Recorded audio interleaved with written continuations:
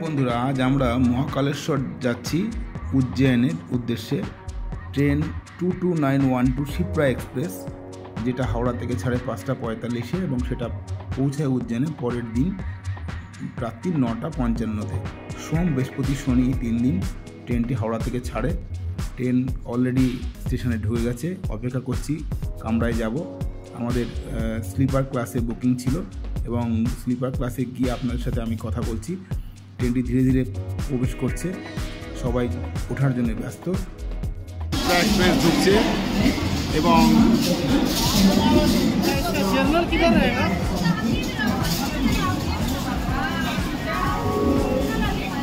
ট্রেনটির সম্পর্কে পূর্বেই আমার ধারণা ছিল। ট্রেনটি ভীষণ ভালোভাবে যায়, পরিষ্কার পরিচ্ছন্ন ট্রেন, এবং এই ট্রেনের জানলার ধারে একটি সিট পেয়েছিলাম আমি, আগে থেকে বুকিং ছিল সেহেতু।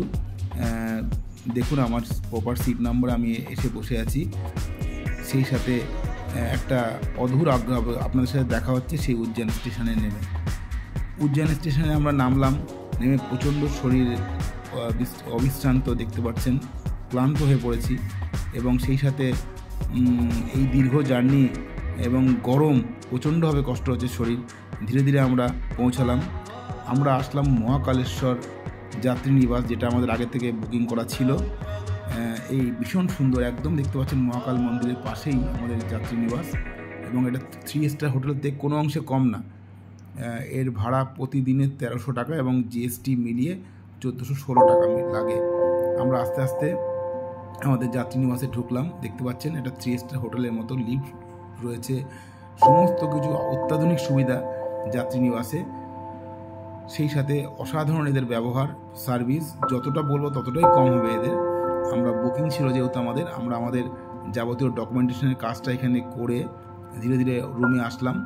এবং রুমে আপনারা দেখতে পাচ্ছেন অসাধারণ একটা পরিবেশ, এবং সেই সাথে রুমে সব কিছু মানে আর কি রয়েছে, একটা ছোটোখাটো 3 স্টার হোটেলে যা যা থাকে, এসি সহ সমস্ত কিছু, খুব সুন্দর টয়লেট, বাথরুমের অসাধারণের সমস্ত কিছু আর কি পরিষেবা। আপনারা আসলে অবশ্যই এই মহাকাল যাত্রী নিবাসে আসবেন, নিচে ডেসক্রিপশনে দেওয়া থাকবে সব কিছু। এবং এই আমাদের ভাই খুব সুন্দরভাবে আমাদের পরিষেবা দিয়েছে, যখন যেটা লেগেছে খুব সুন্দরভাবে পরিষেবা দিয়েছে। এবং আর সময় না পেয়ে আমরা এবারে চলে এলাম। রাত্রি প্রায় 3:40 বাজে, লাইনে দাঁড়িয়ে গেলাম। এইভাবে এইখান থেকে লাইন আমরা শুরু হলো মহাকাল মন্দিরে আরতি দেখা বা পুজো দেওয়ার বিষয়টা। এই এত রাত্রে আমরা লাইনে দাঁড়িয়েছি এবং সেই সাথে একটা অদ্ভুত ফিলিংস হচ্ছে, কতটা মন্দির দূরত্ব বা কীভাবে পুজো দেব, একটা ভেতরে ভেতরে ভয় কাজ করছে। অন্ধকারে একটা অচেনা জায়গায় রাত্রি 3:40 থেকে লাইন যতটা পারছি আমি দেখানোর চেষ্টা করছি। আস্তে আস্তে আমরা মন্দির গেটের ভেতর থেকে আমরা মহাকাল মন্দিরের ভেতরে প্রবেশ করছি। মন্দিরের ভেতরে ক্যামেরা নিয়ে যেতে দেয় না, তবু অনেক কষ্ট লুকিয়ে আপনাদেরকে দেখাবো বলে ভেতরটা বা পুজোর বিষয়টা ভীষণই কষ্ট করে আমি ক্যামেরাটা নিয়ে প্রবেশদ্বারে আর যেতে দেয় না। এখানে শেষ, এবার আমরা ঢুকছি ভেতরে। এখান থেকে আর ভেতরে ফটোগ্রাফ করার নিয়ম নেই। 3:40 থেকে দাঁড়িয়ে আছে মহাকালের মন্দিরের ঢুকছি। এখানে আমাদের শেষ, আর ক্যামেরা নিয়ে যাওয়ার প্রবেশদ্বারে আর ক্যামেরা নিয়ে যাওয়ার নিয়ম নেই। এইখানে আছে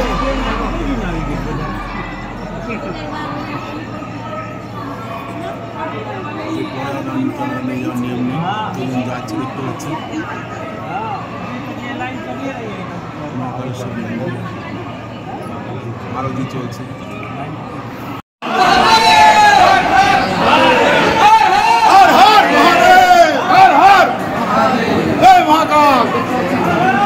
লাইন যাচ্ছে, দেখান ক্যামেরাম্যানকে বলছি দেখানো, লাইন যাচ্ছে মহাকাল মন্দিরের ভেতর থেকে।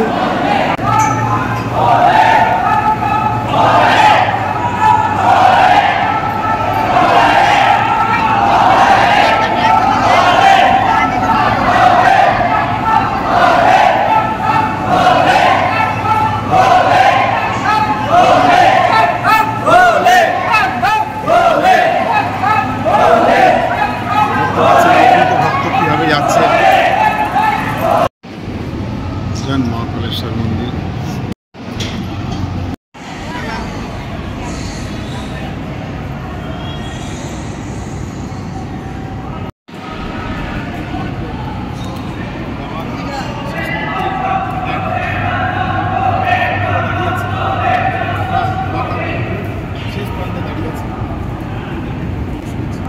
পুজো দিয়ে যখন ভোর হলো আমরা মহাকাল করিডোরের সামনে আসলাম।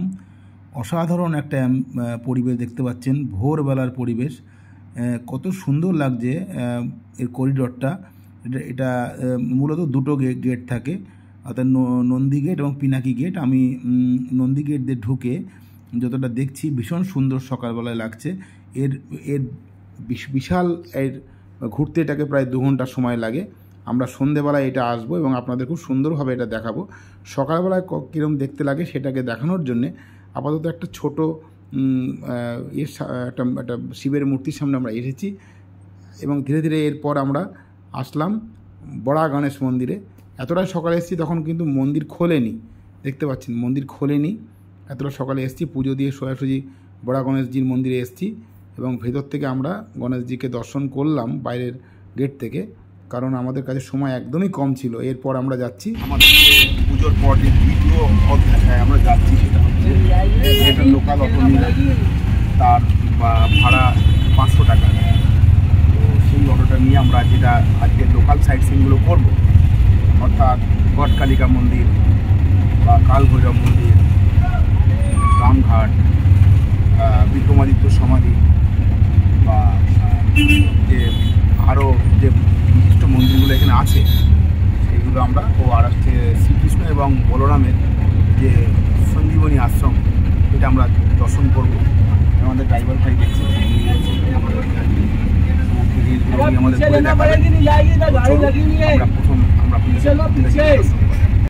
আমাদের আজকের প্রথম আর কি দর্শনে যে হচ্ছে গড়কালিকা মন্দির উজ্জয়ন।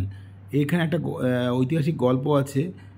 কবি কালিদাস এখানে মা কালীর দর্শন পেয়েছিলেন এবং মা কালী তাকে বিশেষ জ্ঞান দ্বারা প্রাপ্ত হয়েছিলেন মা কালীর দ্বারা, সেই কারণে গড়কালিকা মন্দির বলে।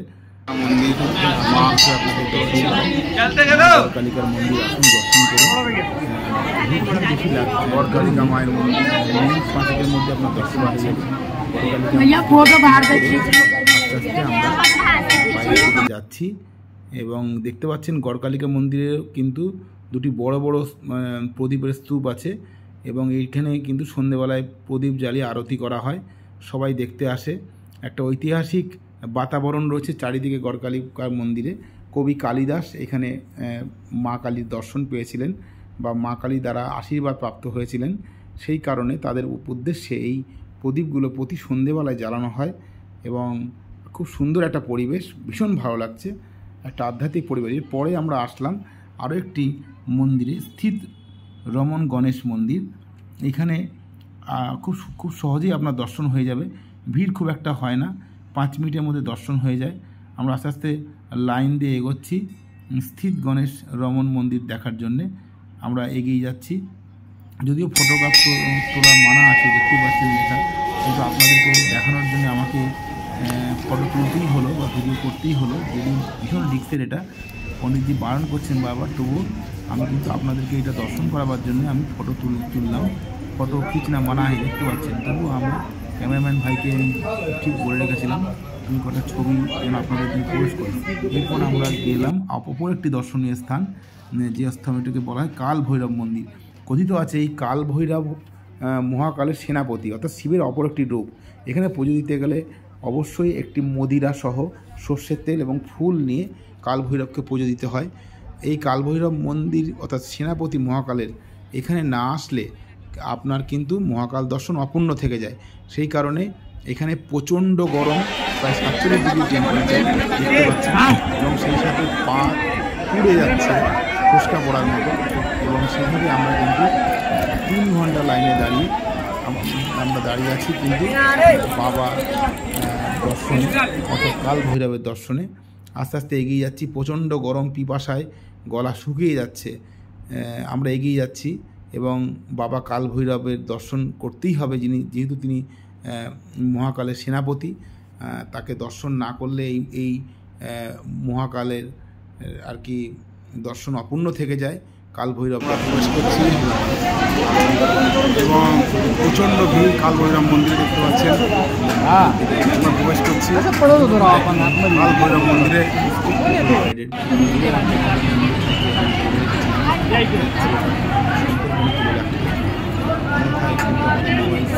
তো আপনাদের দেখানোর জন্য তুলেছিলাম। এরপরে আমাদের ডেস্টিনেশন হলো আমাদের যে ভাইয়ের কাছে শুনে নিই কি মঙ্গল ভগবানের সম্পর্কে।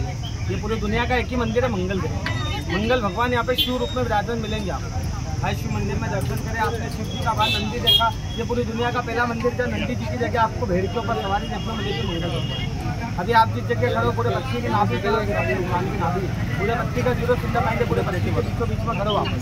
करके रेखा का नाम सुना होगा आपने। करके रेखा पे विराजमान है। करके रेखा निकलती है ऐसे महाकाल उज्जैन में घूमने आए तो जो मंदिर में प्रसाद चढ़ता है वहाँ महाकाल के सेनापति काल भैरव यहाँ पे शराब पिलाते, उनको शराब पिलाते और मंगल भगवान दो गुरु के सेनापति उनको मंगल दान चढ़ाते। दान परिवार की सुख शांति के लिए मंगल दान होता है ताकि आने वाले भविष्य में किसी को कोई मंगल की बाधा ना। मंगल दान कराने से अपने जीवन की 21 बाधाएं दूर होती है, क्योंकि 21 बात करी बच्चे माने गए मंगल भगवान। जैसे शनि को काली चीज चढ़ाते उसी प्रकार मंगल को अपने लाल चीजों का दान चढ़ाते हैं। लाल चीज में मंगल को अन्न होता है। मूंगा मसूर की दाल, लाल कपड़े में गेहूँ, सारा कुछ नारी आती है। अपना মন্দিরে এসে কী করতে হয় আমাদের ভাই সব বুঝিয়ে দিয়ে যে মতো আমরা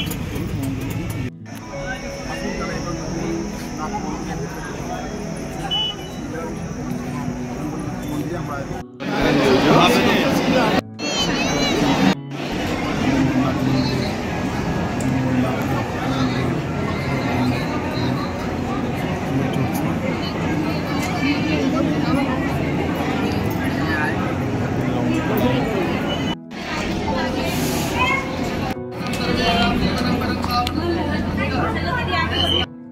ডেস্টিনেশন আমাদের সঞ্জীবনী আশ্রম। এখানে শ্রীকৃষ্ণ, বলরাম এবং তাদের একমাত্র বন্ধু সুদামা এখানে ঋষি সঞ্জীবনীর কাছে এই আশ্রমে পড়াশোনা করেছিলেন। সেই কারণে এই সঞ্জীবনী আশ্রমটি ভীষণই বিখ্যাত। আসুন আমরা ভেতরে প্রবেশ করি। এটি পবিত্র স্থান, আপনারা দেখতেই পাচ্ছেন। সঞ্জীবনী আশ্রমে অপূর্ব একটা পরিবেশ, একটা সঞ্জীবনী আশ্রম শ্রীকৃষ্ণ পাঠশালা। আমরা এখানে এগিয়ে যাচ্ছি। এখানে শ্রীকৃষ্ণ বলরাম গিয়ে আমরা কিন্তু ভগবান শ্রীকৃষ্ণ বলরাম এর মূর্তি দর্শন করব। করার পর আমরা তাদের যে পঠন গৃহ সেখানে আপনাদের বিস্তারিতভাবে দেখাবো। আসুন আস্তে আস্তে দর্শন করি। এবং এখানেও একই ব্যাপার, ছবি তোলা ভীষণইভাবে কড়াভাবে বারণ আছে, তবু ভীষণ কষ্ট করে আপনাদেরকে দেখানোর জন্য আমি এই মূর্তিটির ছবি তুলেছি। এখানে শ্রীকৃষ্ণ বলরাম এবং এখানে তাদের প্রিয় বন্ধু সুদামা সঞ্জীবনী আশ্রমে ছিলেন এবং এটা কিন্তু আমাদের পুরাণে লেখা আছে, স্কন্দ পুরাণে লেখা আছে। আমরা আস্তে আস্তে এগিয়ে চলেছি। পুজোর দেওয়ার ব্যাপার নেই, এখানে প্রণাম করে দর্শন করে আপনার যেটা রিয়ালিশন দিয়ে আপনি এগিয়ে যাবেন। আস্তে আস্তে দেখতে পাচ্ছেন আমরা অলরেডি তাদের পঠন পাঠন ঢুকে পড়েছি মন্দির। এবং আমার ক্যামেরাম্যান মন্দির একটু ভালো করে তুমি দেখাও। বলরাম একটু দামা বসে আছে এখানে আস্তে আস্তে আমরা কিন্তু তাদের পঠন পাঠন গৃহের দিকে আমরা এগিয়ে যাচ্ছি। এবং পঠন পাঠন গৃহে তারা কীভাবে পড়াশোনা করতে বৈঠক দর্শন এবং তাদের সেই প্রাচীন পুঁথি এখনও কিন্তু এখানে রাখা আছে। এই পুঁথিটা দেখতে পাচ্ছেন এক একটা করে বক্সে একটা মিউজিয়ামের মধ্যে খুব সুন্দর করে সাজানো আছে। এবং এটা আমাদের ভারতবর্ষের প্রাচীন হিন্দুদের কাছে একটা অমূল্য সম্পদ। এর কোনো বলে আপনাদের আমি কিছুতেই করতে পারবো না। প্রতিটা জিনিস যেন আজও আমাদের হাতছানিদের ডাকছে, আজও যেন অম্লান, আমাদের কাছে শাশ্বত। খুব সুন্দর একটি আমরা জায়গায় আপনারা নিয়ে এলাম। আপনারা যদি এখানে মহাকাল উজ্জয়নে আসেন অবশ্যই ঋষি সঞ্জীবনী আশ্রমটা ঘুরে যাবেন, আপনাদের ভীষণ ভালো লাগবে। খুঁটিয়ে প্রতিটা ফটো আপনারা দেখবেন, তাদের বিভিন্ন পড়াশোনার যে বিষয়গুলি বা তাদের সাথে কারা অধ্যয়ন করতো, কে তাদের অধ্যয়ন করাতেন, কোন মহর্ষি। এরপর আমরা আসলাম রামঘাটে। এখানে প্রতি 12 বছর অন্তর কুম্ভ মেলা হয়। কথিত আছে ভগবান রামচন্দ্র এই ঘাটে স্নান করেছিলেন বলে এই ঘাটটির নাম হয়েছিল রামঘাট। আবার আস্তে আস্তে আসুন, আমি ক্যামেরাম্যান ভাইকে বলবো খুব সুন্দর করে তুমি আমাদের দর্শকদের এই বাতাবরণটা দেখাও। এই দেখতে পাচ্ছেন এটা অন্ধকার হয়ে গেছে। আরতি কিছুক্ষণ আগে শেষ হয়েছে, এবং তারপরে আমরা পৌঁছেছি। আমাদের অবশ্য সৌভাগ্য হয়নি আরতি দেখার, তবে আমরা সুন্দর করে ঘাটটা আপনাদের দেখাচ্ছি। আগামী 2028 সালে এখানে কিন্তু আবার কুম্ভ মেলা হবে। সেই কারণে দেখুন এই জায়গাতে কুম্ভ মেলা হয় এবং এখানেই ভগবান রামচন্দ্র স্নান করেছিলেন। আমরা আস্তে আস্তে সেই ঘাটের দিকে এগোচ্ছি এবং সেই পবিত্র জল স্পর্শ করে মাথায় ঠেকিয়ে আমরা আমাদের যাবতীয় পাপ স্খলন করব। এবং এই যে রামঘাটটি প্রাচীন ঐতিহ্য বহন করে, সত্যি আমাদের একটা পবিত্রতা আমরা অনুভব করছি। চারিদিকে লোকে বসে আছে, আমরা আরও এগিয়ে আসছি ঘাটের দিকে এবং সেই ঘাটের দিকে প্রচুর দর্শনার্থী বসে আছে। আরতি কিছুক্ষণ আগে শেষ হয়েছে, প্রচুর ভক্তালু দাঁড়িয়ে রয়েছে এবং তারা কিন্তু এই বিষয়টাকে খুব সুন্দরভাবে উপলব্ধি করছে। ভগবানের কাছে এসে একটা ঐশ্বরিক মনোভাবাপন্ন হয়ে তারা রামঘাটে আরও যে মন্দিরগুলো আছে, ভগবান রামচন্দ্রের মন্দির, এছাড়া শ্রীকৃষ্ণের মন্দির, সেইগুলোকে তারা পুজো দেখছে, পুজো অর্চনা দেখছে, খুব ভালো লাগছে। সেই সাথে কিছুটা আরাধনা করা হলো এবং পরিবারের নামে বা আমার যারা শুভাকাঙ্ক্ষী সকলের নামে এখানে প্রদীপ ভাসিয়ে দেওয়া হলো রামঘাটে।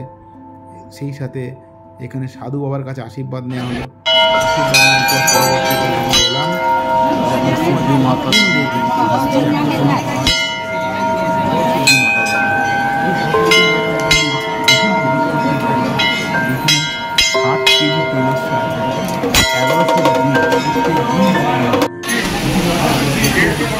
যুদ্ধের সময় এখানে যেতেন। এরপর আমরা আসলাম বিক্রমাদিত্যের স্মারক, অর্থাৎ ইতিহাসের একটি প্রাচীন ঐতিহ্যমণ্ডিত জায়গা, যেখানে রাজা বিক্রমাদিত্য নবরত্নকে নিয়ে এই উজ্জয়ন শাসন করতেন। আসুন এই সিঁড়ি বেয়ে আমরা উঠে যাই এবং আমরা এখানে যে পণ্ডিতজি আছে সেই পণ্ডিতজির মুখেই শুনবো এখানে সত্যি বিক্রমাদিত্য কোথায় বসতেন বা তার বিষয় আশয়গুলো আমরা পণ্ডিতজির মুখ থেকে শুনে নেব। আসুন প্রথমে আমরা দর্শন করি এবং পণ্ডিতজির মুখ থেকে আমরা আপনাদেরকে শোনাবো এই বিষয়টি। সাধারণ একটি পরিবেশ, আস্তে আস্তে আমরা এগিয়ে যাচ্ছি এবং আমাদের একটা ভীষণ ভয় লাগছে, অন্ধকার।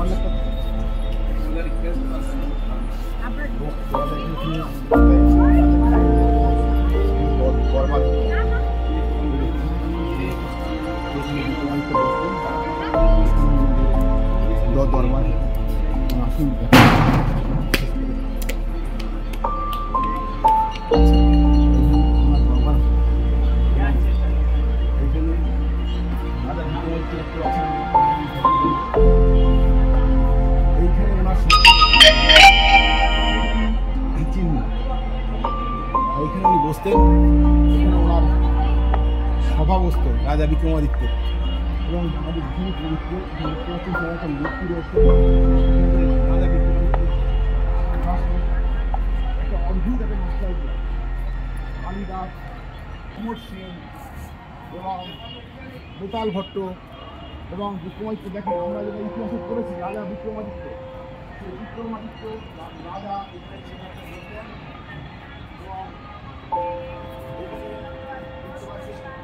বরাহমিহির, তারপর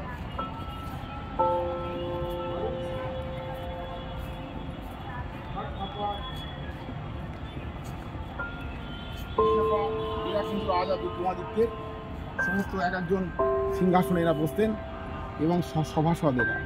আমরা গর্বিত এরকম একটি জায়গায় এসে। আজকে সত্যি এত ভালো লাগছে। আপনারা উজ্জয়নে আসলে অবশ্যই করে রাজা বিক্রমাদিত্যের এই স্মৃতিসৌধ বা যেখানে ওনার বসতো সেটা কিন্তু অবশ্যই দেখবেন। আমি আরেকটু বলবো ওনার স্মৃতিসৌধ, ওনার স্মারকটা আবার দেখিয়ে দিতে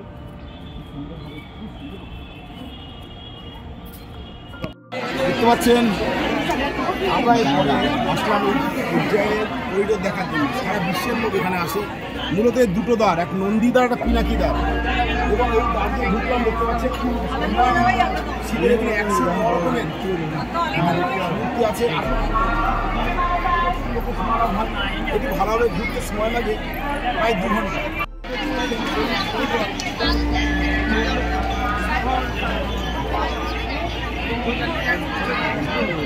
একটু মিলেন